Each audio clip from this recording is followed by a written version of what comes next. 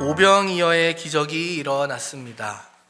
그러니까 말 그대로 떡 5개와 물고기 2마리로 5천 명이 넘는 사람들이 배불리 먹고, 거기서 그치는 것이 아니라 부스러기를 모아보니 12광주리에 가득 차는 일이 일어났던 것입니다. 그런데 예수님은 이상하십니다. 이 일이 일어난 직후에 제자들을 따로 챙기십니다. 그리고 제자들을 재촉하여서 그들을 먼저 배에 태워 건너편으로 보내십니다. 그 장면이 오늘 우리가 처음 만난 22절의 말씀입니다. 예수님은 왜 그러셨을까요? 한번 우리가 사람들의 입장에서 생각해 보면 좋을 것 같습니다. 놀라운 기적이 일어났어요. 그리고 사람들이 모두 배부르게 먹었습니다. 그때 그 시간에 그 장소에 자신이 배부르게 먹을 것이라는 것, 그리고 12광주리가 넘는 음식이 남을 것이라는 것은 아무도 기대하지 않았습니다. 그들이 기대하지 않았던 일이 그들에게 도래한 것이죠. 그러니 사람들은 아마 계속 그 자리에 있고 싶었을 것입니다. 저도 그랬을 것 같아요. 놀라운 사건의 현장 속에서 이 사건의 분위기를 계속 유지하고 사람들과 향유하고 전하고 싶었을 것입니다. 그들과 함께 앞으로도 계속해서 그 시간을 보내면 좋을 것 같다는 생각에 떠나기를 원하지 않았을 것 같아요. 그리고 놀라운 일을 일으킨 그 사람을, 그러니까 예수라고 불리는 나사렛 시골 동네에서 왔다고 하는 사투리를 쓰는 그 사람을 가능하면 따르고, 그리고 또 가능하다면 그의 곁에 계속 있고 싶었을 것입니다. 그런데 예수님은 오늘 직접 자신의 손으로 무리를 헤쳐 보내셨습니다. 이제 막 파티가 시작하려고 하는데 모인 사람들을 서둘러 집으로 돌려보내는 예수님을 이 시간 한번 상상해 보면 좋을 것 같습니다. 사람들도 모두 동의하고 함께 있기를 좋아하고 분위기도 무르익었는데 예수님은 파티를 중단시키시고 사람들에게 이제 집에 가야 될 때가 왔다고, 다음에 보자고, 그리고 제자들은 따로 챙겨서 어서 이 자리를 떠나서 건너편으로 먼저 떠나라고 그들을 이렇게 밀어내면서 마지못해 떠나가는 사람들과 제자들을 한번 상상해 보면 그때의 그 분위기를 우리가 좀 잘 알 수 있지 않을까 생각해 봅니다. 우리의 신앙의 여정도 마찬가지입니다. 예수님이 마치 이제 시작되는 파티를 그만두게 하신 것처럼 느껴질 때가 있습니다.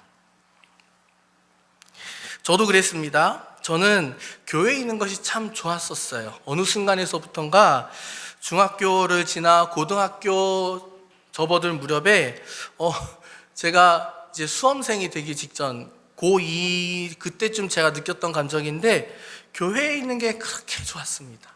그래서 그냥 주일날에는 당연히 교회에 있는 것이고 늦게까지 교회에 있어서 선생님들과 그리고 친구들과 놀고, 그리고 밥을 먹고 나서 헤어지는 게 아니라 다시 교회로 돌아와서 그렇게 할 얘기가 많았는지 막 이런저런 얘기들을 하면서 시간을 보냈던 기억이 납니다.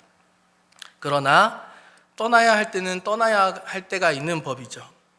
예수님은 파티를 그만두게 하셨다라고 우리가 받아들일 수 있지만, 그러나 오늘 말씀 속에서 우리는 이렇게 받아들이면 좋을 것 같습니다.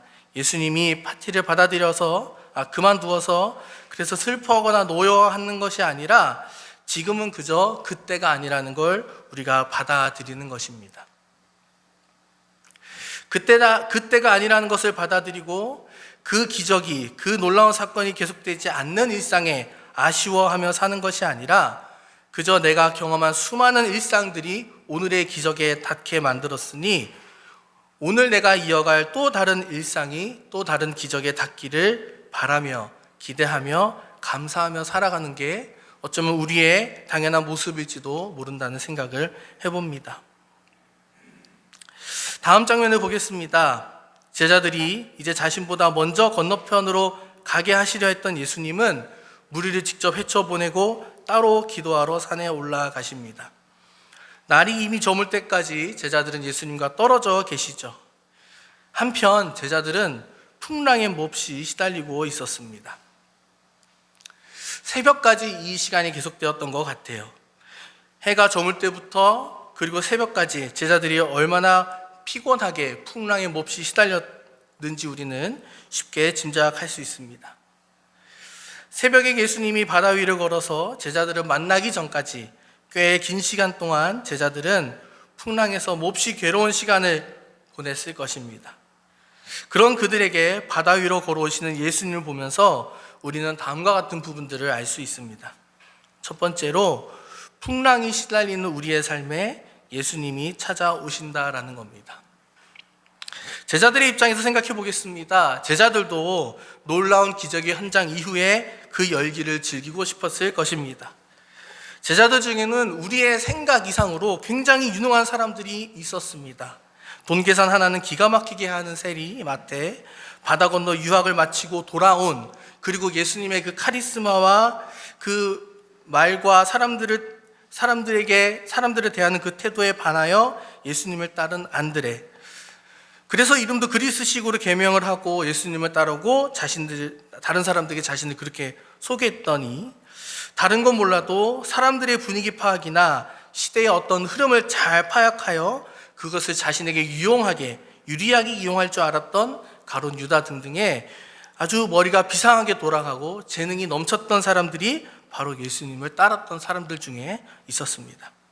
그런 사람들이 있잖아요. 여러분들 중에도 계실 것 같은데, 이제 학교 마치고 집에 딱 돌아와서 집안 문을 딱 열면 오늘은 내가 좀 까불면 안 되겠는데 라는 걸 느끼는 분들 혹시 계셨나요?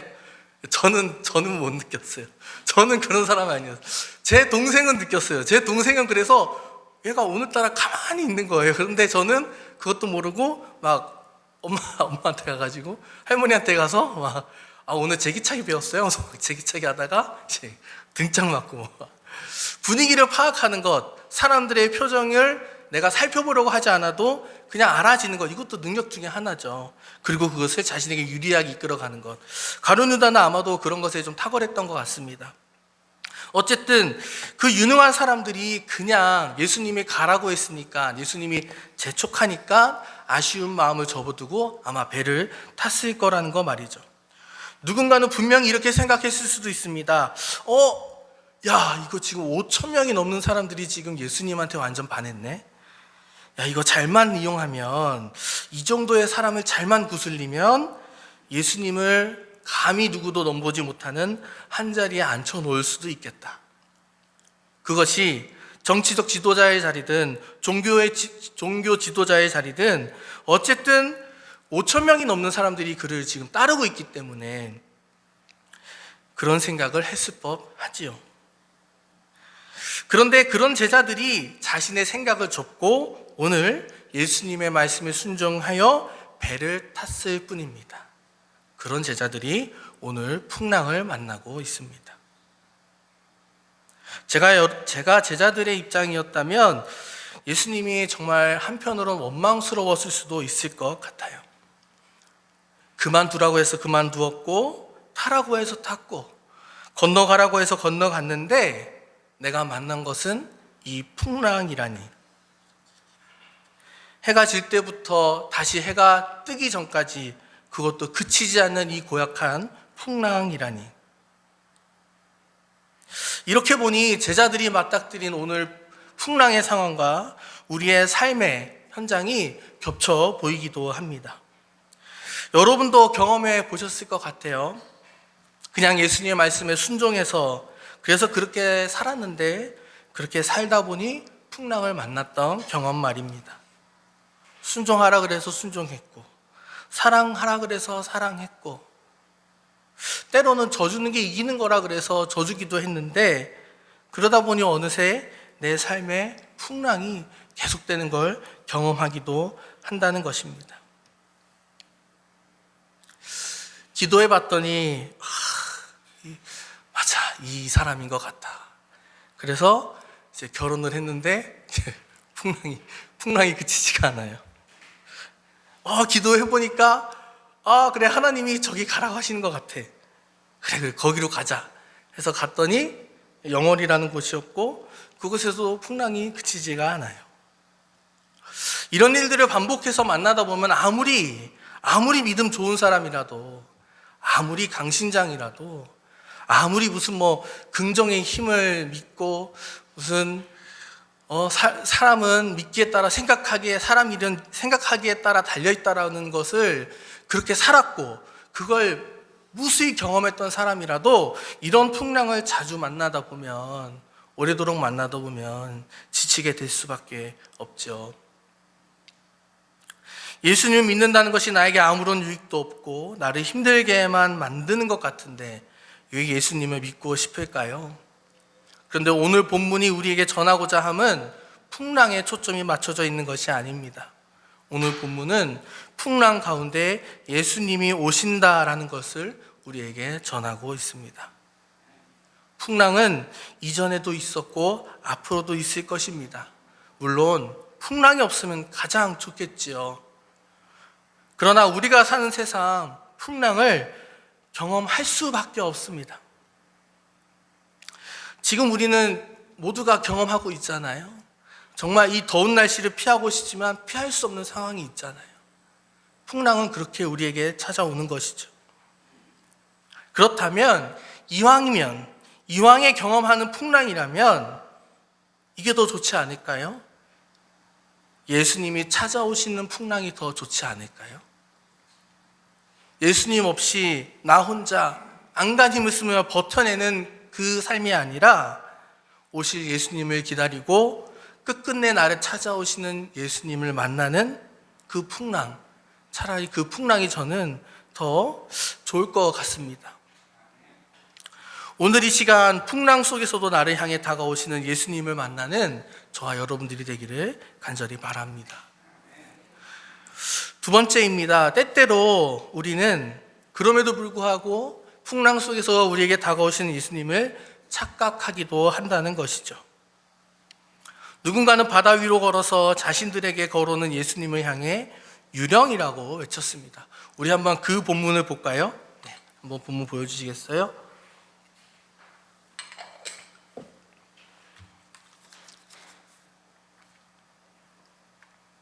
26절입니다. 함께 읽겠습니다.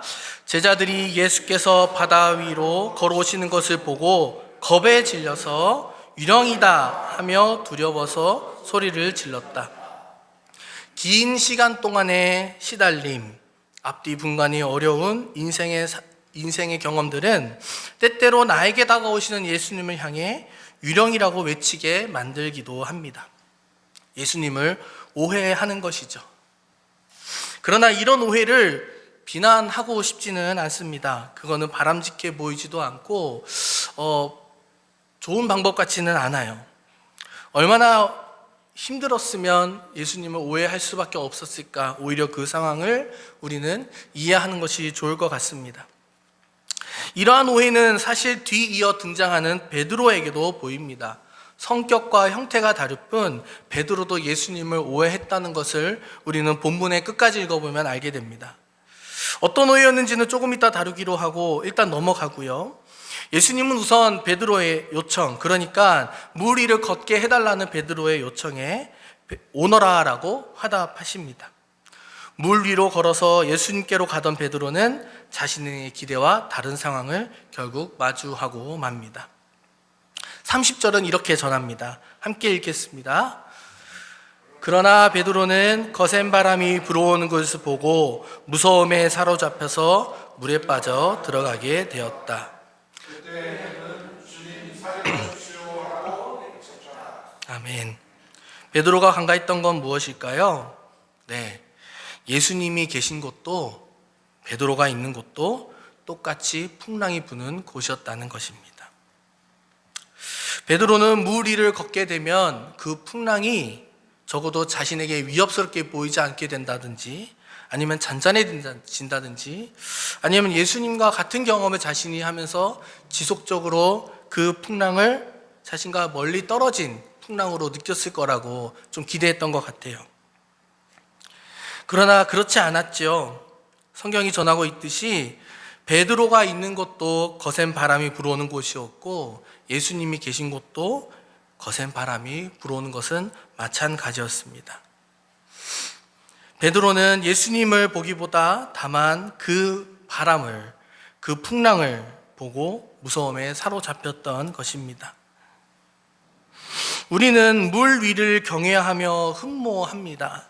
물 위에 있는 자들을 우리는 선호합니다. 때로는 나조차도 그 물 위에 있기를 바랍니다. 분명히 다르긴 할 거예요. 배 위에서 보았던 풍경과 환경이 물 위에서 보는 풍경과 환경과는 조금 다를 수는 있습니다. 그러나 풍랑의 상황에서는 아마 똑같지는 않을 거예요. 다른 것이 아니라 둘이 또 동일한 파도를 경험할 수밖에 없다는 것이죠.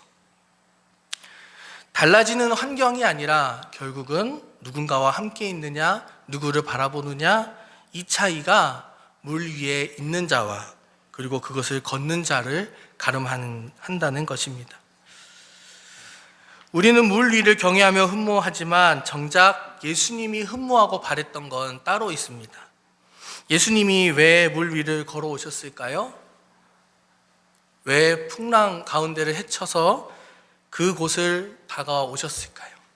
바로 제자들과 함께 하시기 위해서입니다.